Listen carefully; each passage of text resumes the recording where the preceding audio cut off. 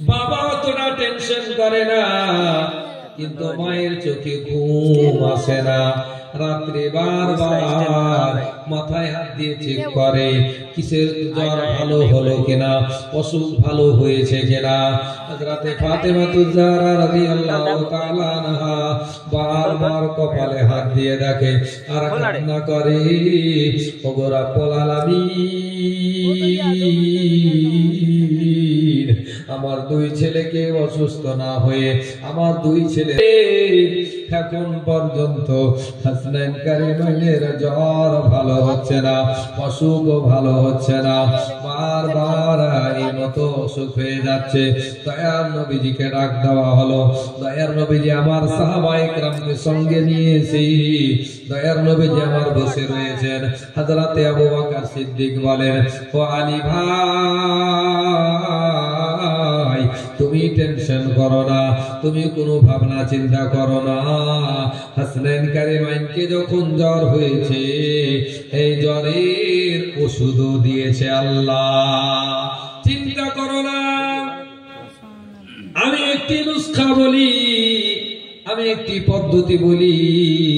হযরতে আবু বকর সিদ্দিক রাদিয়াল্লাহু তাআলা আনহু বলেন, ও আলী ভাই, তুমি কান্না করো না, তুমি এই ছেলের অসুখ ভালো হওয়ার জন্য একটি মান্নত মেনে নাও।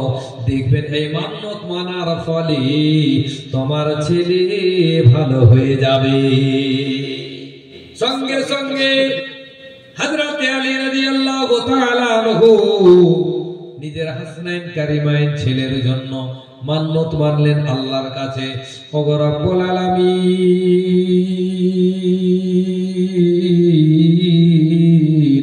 3 দিন ধরে আমার ছেলে অসুস্থ রয়েছে, ভালো হচ্ছে না।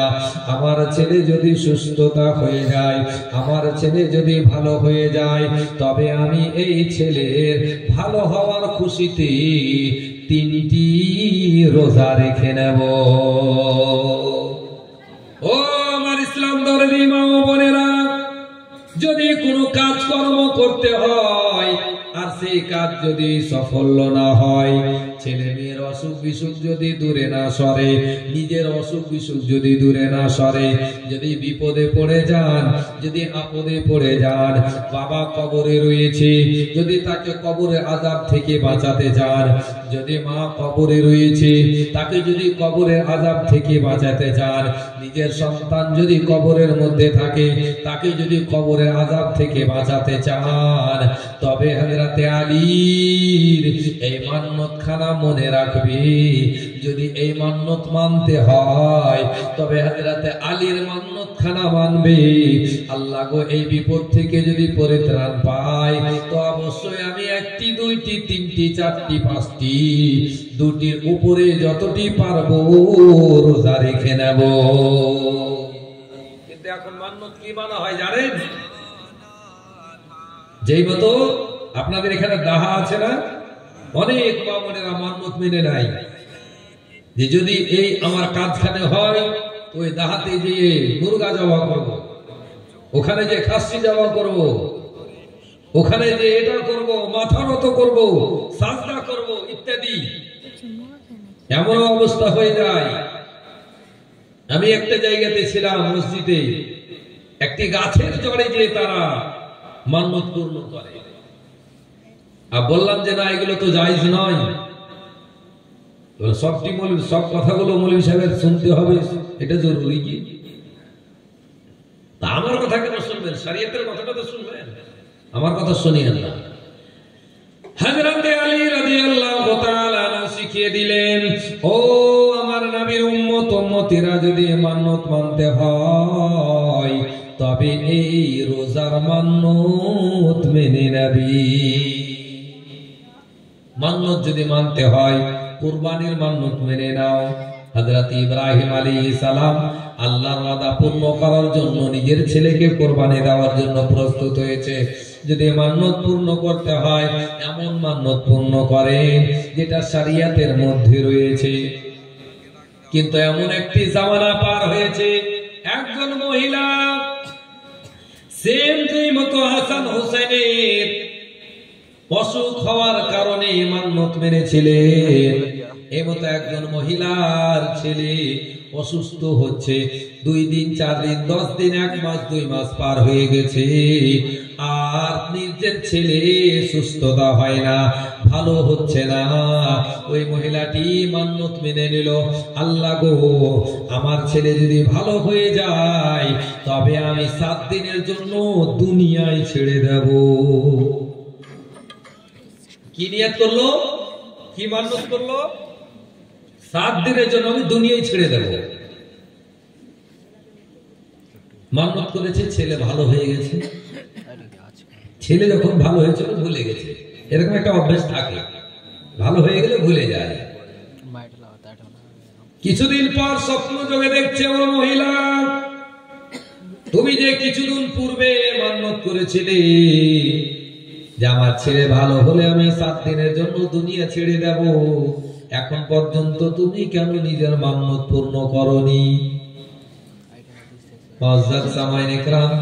চট করে ঘুম ভেঙেছে, সকাল হলো। ওই ছেলেকে, যে ছেলের জন্য মান্যত পূর্ণ করার জন্য প্রস্তুত হয়েছে, ছেলেকে ডাক দিয়ে বলে, ও আমার বাবু,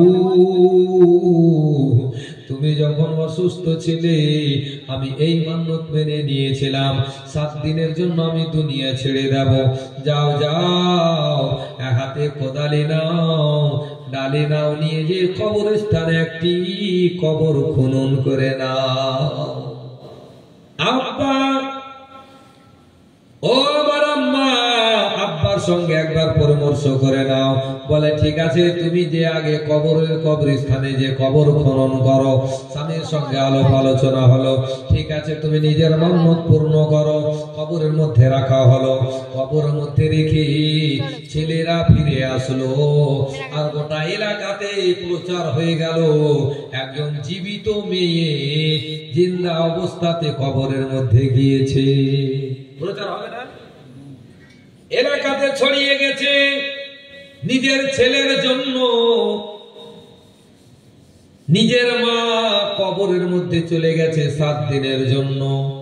মানুষকে যদি একটা ঘরে অন্ধকারে 1 মিনিটের জন্য ছাড়া যায়, ভয় ভয় হয়।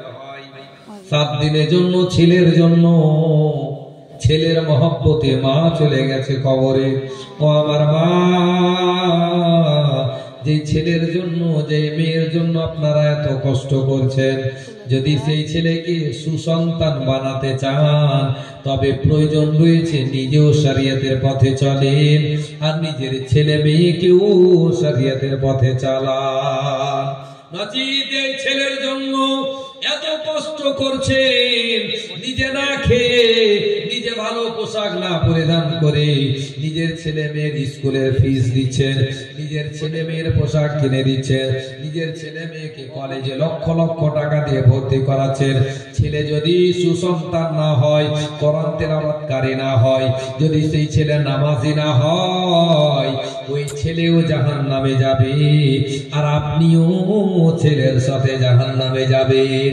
মেয়ে যদি ঠিক না হয়, যদি মেয়ে নেগেটিভ হয়ে যায়, ওই মেয়ের ব্যাপারে কিতাবের মধ্যে এসেছে, ভালো সন্তান যদি না হয় তবে ওই মেয়ে শুধু একাই জাহান্নামে যাবে না, 4 জন তার বংশবলীর 4 জনকে সঙ্গে জাহান্নামে নিয়ে যাবে। 1 নম্বর তার বাবাকে নিয়ে যাবে, 2য় নম্বর নিজের বড় ভাইকে নিয়ে যাবে, 3য় নম্বর নিজের স্বামীকে নিয়ে যাবে, আর 4র্থ নম্বর নিজের বড় ছেলেকে জাহান্নামের মধ্যে নিয়ে যাবে। বিভিন্ন কিতাবের মধ্যে এই কথাগুলো লেখা আছে। এই জন্য ছেলে মেয়েকে যদি সুসন্তান বানাতে হয় তবে আমাদেরকে নিজের ক্যারেক্টার, নিজের ব্যবহারগুলোকে আগে শুধরিয়ে নিতে হবে। বলতেছিলাম, ওই মেয়েটি কবরের মধ্যে চলে গেছে, নিজের ছেলের জীবনকে রক্ষা দেওয়ার জন্য, মান্যত পূর্ণ করার জন্য গিয়েছে। ও আমার মা ও বোনেরা, এমনই কবরের মধ্যে গিয়েছে, কবরের ডান দিকে তাকাচ্ছে মাটি, বাম দিকে তাকাচ্ছে মাটি, চতুর্থ দিকে মাটি দিয়ে ঘেরা। মানুষ যখন ইন্তিকাল হয় বুঝতে পারে ঠিকই, কিন্তু বলার সুযোগ থাকে না। কিন্তু এই জীবিত মেয়ে কবরের মধ্যে গেছে, যাওয়ার পরে চতুর্থ দিকে তাকাতে তাকাতে তাকাতে দেখতে পাচ্ছি অনেক দূর থেকে একটি আলো বের হয়ে আসছে। বলুন সুবহানাল্লাহ। যাই হোক, একটু আলো পেলাম, মনের মধ্যে শান্তি হয়েছে। আলো না থাকলে মানুষকে ভালো লাগে না। ওই মেয়েটি আলো পাওয়ার পরে ওই দিকে তাকিয়ে তাকিয়ে দেখছে যে একটু আর যদি ভালো হয়ে আসে তবে আমার কবরটা আলোকৃত হবে। কারণ আমি একদিনের জন্য আসিনি, 7 দিনের জন্য এসেছি আল্লাহর ভরসাতে। হয়তো আল্লাহ তাআলা এই জ্যোতিখানা আমার জন্য পাঠিয়েছে। দেখতে না দেখতে যেন ওই কবরের মধ্যে আলো বড় হচ্ছে, আর কবরের পাশে দিয়ে যেন সুন্দর একটি জানালার মতো খুলে গেছে, মানুষ যাওয়া আসা করতে পারবে এই মতো ব্যবস্থা হয়েছে। মুআজ্জাজ সামাইনে কেরাম, ওই মহিলাটি ওই জানালা দিয়ে তাকিয়ে দেখে, জানালা থেকে নিয়ে গেট পর্যন্ত, গেট থেকে নিয়ে জানালা থেকে নিয়ে অনেক দূর পর্যন্ত একটি সুন্দর বাগান দেখতে পাওয়া যাচ্ছে। বলুন সুবহানাল্লাহ। এবার যদি কবরের মধ্যে থেকে বাগান দেখতে পাওয়া যায়, এখানে কি মন টিকবে? মন আর টিকবে না। এমনিতে একটা মা বোনদের অভ্যেস আছে, দেখবেন যে যদি শপিং মহলে যায় তো যে জায়গায় খুচরা সামানগুলো রাখা থাকবে ওটা দেখতে দেখতে যদি বড়র দিকে মন চোখ চলে যায়, এখানে আর থাকবে? আমাদের তো থাকে না, যেটা ভালো সেটা নিতে হবে আর কি। সবাই যেখানে ভালো থাকবে সেখানে। মাছ কিনতে যে পচা মাছগুলো কিনবেন, কি সরা মাছ কিনবেন? কিনবেন না। সেই মহিলা যেমনই দেখতে পেয়েছে আলো, আর একটি সুন্দর দেখতে পেয়েছে বাগান, ভালো দেখতে, বড় লেগেছে ভালো, এই জন্য জানলা পার করে ওই বাগানের দিকে ঘুরতে আরম্ভ করেছে। বলুন সুবহানাল্লাহ।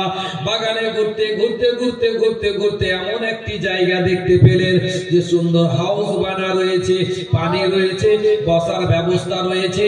দেখতে দেখতে দেখতে পেলেন একদিকে একটি মেয়ে বসে রয়েছে, আর দ্বিতীয় দিকে আবার দেখতে পেলেন অপর একটি মেয়ে যেন বসে রয়েছে। এই তো দিনদার মেয়ে ছিলেন, নামাজি ছিলেন, সালাম করনে वाली ছিলেন, সঙ্গে সঙ্গে সালাম করলেন, আসসালামু আলাইকুম। মেয়েরা কিন্তু আর উত্তর দেয় না, কোনো উত্তর আসে না, প্রশ্ন অটোমেটিক হবে। সালাম করলাম, উত্তর কেন আসছে না? উত্তর না পাওয়ার পরে বলে, ও মহিলা তোমরা উত্তর কেন দিচ্ছ না? বলে, মহান রব্বুল আলামিনের আদেশ ছাড়া আমরা একটা চুলো হিলাতে পারি না।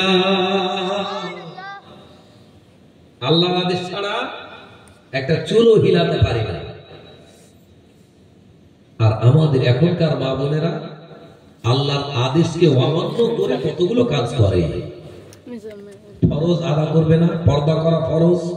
আর জীবন আপনার মুফতি সাহেব বললেন না, হযরতে ফাতেমাতুজ জাহরা রাদিয়াল্লাহু তাআলা আনহা মরণের সময় হযরতে আলীকে ওসিয়ত করেছিলেন, ও আলী, আমি যদি দিনের বেলা মরে যাই তো এলান করবে না, কাউকে জানাবে না। তো হাসনাইন কারিমাইন বলেছিলেন, ও আমার আম্মা জান, আপনি তো হচ্ছেন দোজাহানের বাদশার বেটি, এখনো ধারণ হবে। মন্ত্রীর মেয়ে যদি ইন্তিকাল হয়ে যায় তো এই এলাকাতে খবর হবে না, ফেসবুকের মতো ছড়িয়ে যাবে চতুর্দিকে। মুআজ্জাজ সামাইনে কেরাম, ওই দুইটি মহিলাকে দেখার পরে জিজ্ঞাসা করলেন, সালামের উত্তর কেন দিচ্ছেন না? এই মতো উত্তর আসলো, আল্লাহর হুকুম ছাড়া কিছু করি না। মুআজ্জাজ সামাইনে কেরাম তারপরে সঙ্গে সঙ্গে দেখতে পাচ্ছে